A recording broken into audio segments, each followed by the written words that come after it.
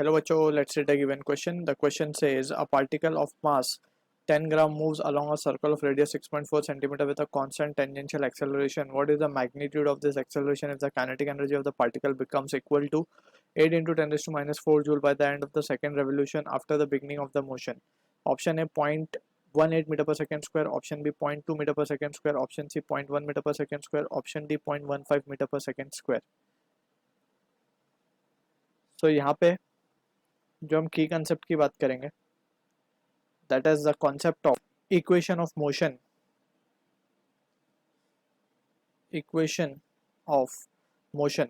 So we have studied three kind of equation of motion for a linear case या फिर rectilinear motion. So first is velocity time relation v equals to u plus at. Second relation हमने पढ़ा displacement time, that is ut plus half at square. And third relation we have studied is displacement velocity, that is v square equals to u square plus 2as, where v is the final velocity, u is initial velocity, s is displacement, t is time, a is acceleration. अब this equation जो है ये तीनों, it is valid for acceleration to be constant. In case of constant acceleration we can apply these three equations. ठीक है, अब हम बात करते हैं वन बाय वन ये इक्वेशन हम यहाँ पे क्यों यूज करें, although it is a case of circular motion. But यहाँ पे हमें एक चीज समझनी होगी, ये जो तीन इक्वेशन है दे आर एप्लीकेबल एक तो कांस्टेंट एक्सेलरेशन के लिए, एंड यहाँ पे हम देख सकते हैं ये जो वेलोसिटीज हैं या फिर ये जो हम डिस्प्लेसमेंट लिखते हैं दैट इज टिल जब तक के एक्सेलरेशन एक्ट करता हो बॉडी पे. ठीक है, सो ये एक इंपॉर्टेंट चीज थी. अब यहाँ पे हम अगर देखें क्वेश्चन में तो हमें बोला गया जो जो डेटा गिवन है पहले वो लिख लेते हैं. 10 ग्राम का मास गिवन है, सो 10 इंटू 10 रेस टू माइनस 3 या फिर 10 रेस टू माइनस 2 kg बोल सकते हैं इसको. ठीक है, मास मिल गया हमें, रेडियस गिवन है, रेडियस है 6.4 centimetre, 6.4 10 raise to minus 2 metre. ठीक है, काइनेटिक एनर्जी गिवन है हमें at the end of second revolution, it has been given as half M V square, sorry, it has been given as 8 into 10 raised to minus 4 joule. And हमसे पूछा गया हमें इस tangential acceleration की magnitude की बात करनी है या फिर इसका वैल्यू हमें फाइंड करना है. सो इसको हम यहाँ से समझते हैं थोड़ा सा. ये हमारा लेट से सर्कुलर पाथ है जिसमें बॉडी घूम रही है. तो at any instant we can say जो टेंजेंशियल एक्सेलरेशन का डायरेक्शन होता है वो लेट से अगर ये एंटी क्लॉकवाइज फैशन में घूम रही है तो इसका tangential acceleration straight it will be in the tangent direction. अगर हम ये पॉइंट पे लेंगे तो इसका डायरेक्शन इस तरीके से होगा स्ट्रेट. तो ये एक तरीके से हम देख सकते हैं force tangential acceleration is in this direction का मतलब है force is acting in the linear direction या rectilinear direction. So that's why we are using this equations of motion for a rectilinear motion case. ठीक है, अब यहाँ पे हम बात कर लेते हैं. सबसे पहले तो हमें फाइंड करना है दिस एक्सेलरेशन ए.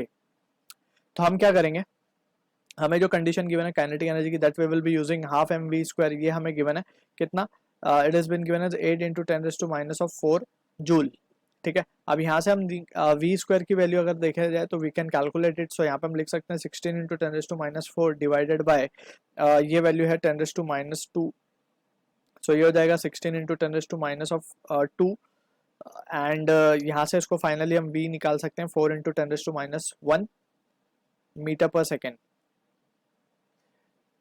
ठीक है ना, तो ये v की वैल्यू हमें मिल चुकी है यहाँ पे.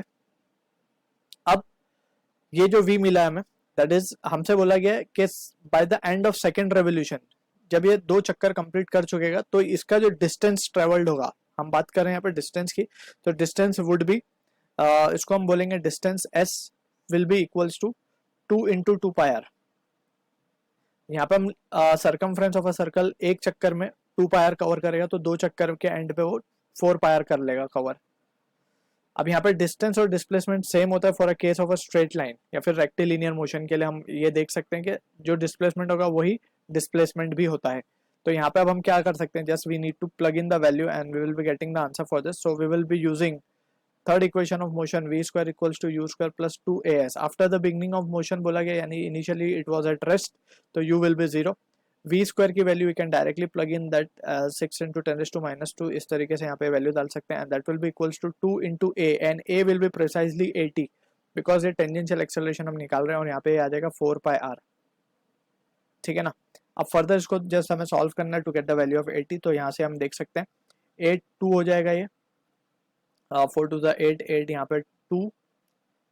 तो यहाँ पे हम लिख सकते हैं 2 into 10 raise to minus 2 divided by pi की वैल्यू हम लिख सकते हैं 3.14, आर की वैल्यू हम लिख सकते हैं 64 10 raise to minus 6.4 10 raise to minus 2. And that will be equals to 80. तो यहाँ से हम देख सकते हैं ये कैंसिल. सो जो फाइनली 80 की वैल्यू आएगी दैट कम्स आउट. सो ये वैल्यू आ रही है हमारे पास 0.099. तो इसको हम अप्रोक्सीमेट कर सकते हैं एज 0.1 मीटर पर second square. So this is the answer for the question जो कि मैच हो रहा है हमारा ऑप्शन सी के साथ. So I hope you understood the solution. All the best.